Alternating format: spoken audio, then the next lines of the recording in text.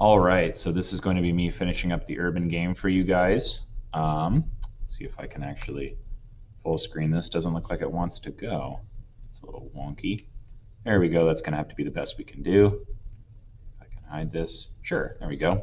Okay, so like I said in your announcement post, this is just going to be me recording the rest of the urban game story. If you complete it on your own, you'll be able to bring it back in, show it to me for extra credit. And that is the game plan for today. I would normally just have said that I'll be in the Google Meet and be available to finish the story with everybody, but I felt like this would be the most accessible for everyone's time and still give everybody a chance at the extra credit. So I'm going to start at round 8. We only have a few rounds to go, so if you were here in class, you'll have an opportunity for it. If you are not, but still would like to get the extra credit, you'll have to email me on your own. So the year is 1800. A man named Henry Cort has just invented the puddling process. This process makes it possible for coal, which is, fortunately, in abundant supply in England, to be used as the primary fuel in the new iron industry. Consequently, your town is thrust into the new age of heavy industry. Larger factory districts appear, which manufacture iron at low prices and that can be easily transported by your canal. Add one new coal mine and a new iron bridge to replace your old one. The year is 1815. Coal miners are busy mining the coal in your town. There's a great demand for coal right now, home heating, fuel for the steam engines, and for the production of iron. Add another coal mine. Although in the 1700s, coal miners were adults who worked in the winter to supplement their wages, in the 1800s, they are typically children between the ages of 8 and 14. The work is dangerous and unhealthy. Children become victims of black lung explosions and accidents.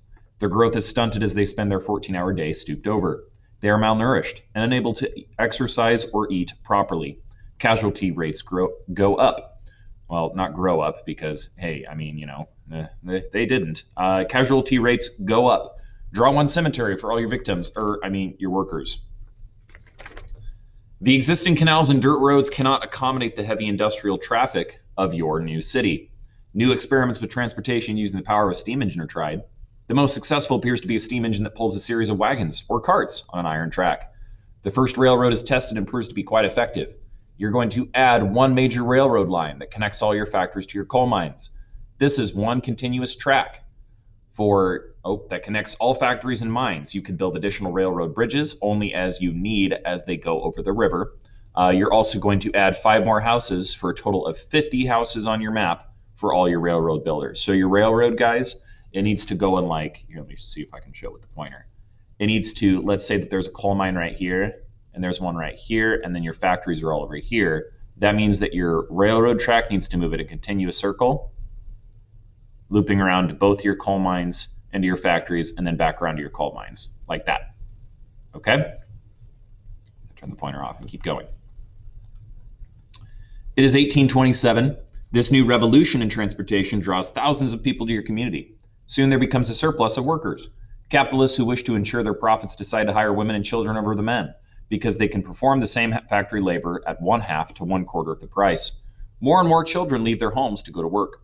Depressed, ashamed, and angry about their wives and children toiling in factories, many men turn to crime and the social life of the pub. For the first time in England's history, alcoholism appears in epidemic proportions.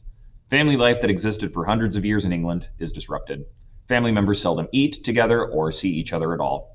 You're going to add a jail, 2 pubs, and 2 tenements.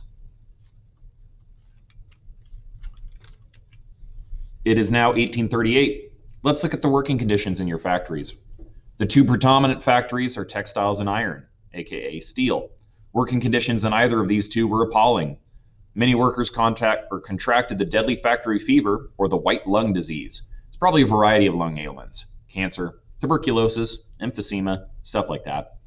Other workers were injured on the job in factory accidents. There were no protective railings around the huge moving mechanical parts of machinery. Children, weakened from the lack of proper sleep or their diet, stumbled into machinery and were mutilated. Women with long hair that became undone often found themselves caught in moving machinery. Regardless, if you were hurt, unable to work, sick, or any other reason, you were fired. There was no health insurance, and there was always a daily line of unemployed workers waiting to fill your vacant job. You're going to add 2 hospitals and another cemetery, which brings us to our end. It is 1850. There are no pollution controls, so the air in your community looks dark.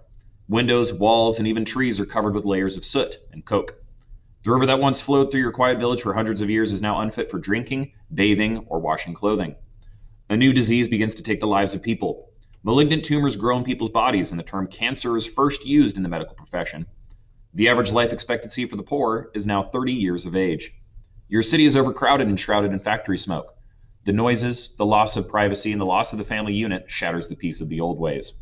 Suicide rates double and then triple. By this year, several million acres of good English land has been enclosed and sold to private parties who own large estates. Despite the misery this creates for England's landless poor, the economy benefits for the rich are obvious.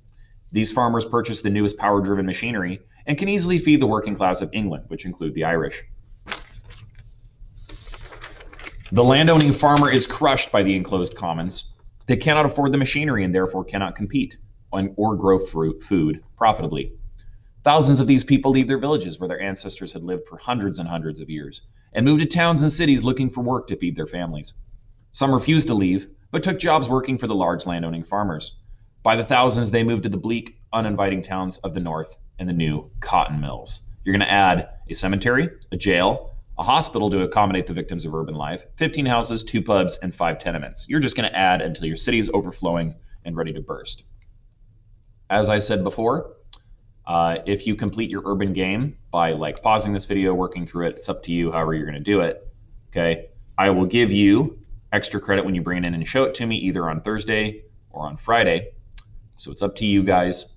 I just wanted to give you this opportunity because I don't know how available I'll be today. I'm going to be in meetings for a lot of it. If you would like to have a Google Meet with me, you can jump into the general meet room. That's where I'll be. Otherwise, good luck and let me know if you need any help. Have a good day.